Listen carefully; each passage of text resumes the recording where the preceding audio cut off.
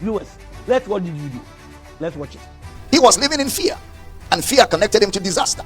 He said, I was not at rest, I was troubled. That's why the Bible says, thou shalt keep him in perfect peace, whose mind is stayed on thee, because he trusts in you. When you trust God, you're not flabbergasted, you're not terrorized, you're not anxious. When you trust God, you relax. Anxiety is a sin. Which of you, by taking thought, can add a cubit to your stature? Take no thought saying, what shall we eat, or what shall we? Your heavenly Father knows you have need of these things, and he has made adequate provisions. Relax and rest in God's faithfulness. Relax and rest in God's promises. So Job was not in rest, and the account does actually indicate that not only did Job live in the fear of a God he did not know, he also lived in the anticipation of evil. And this informed his supposed worship of God as he offered continual sacrifices, thinking his children had sinned in their hearts. So there was also a combination of sin consciousness. Job was a man whose knowledge of God was drawn from hearsay and rumors. Because if you read the book of James in the New Testament, James chapter 5 tells us clearly, and he explains God's role in predicament. Look at James, the 5th chapter, the 11th verse. James chapter 5 verse 11, light of the world. Behold, we count them happy which endure. Ye have heard of the patience of Job, and have seen the end of the Lord, that the Lord is very pitiful and of tender mercy. So God's role in Job's predicament was one of mercy.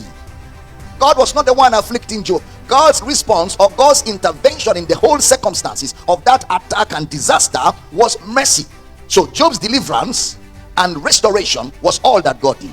He was only involved in delivering Job and restoring to Job what Satan and disaster had taken away. So God is presented as good, which is consistent with God's character as revealed in his Son, Jesus Christ. Job only knew God by rumors.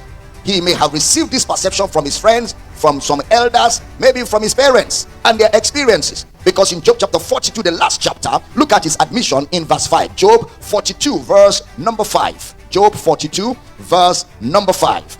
He says, I have heard of thee by the hearing of the ear, but now my eye seeth thee. Give me the Message translation of Job 42 verse 5. The Message translation. PJ.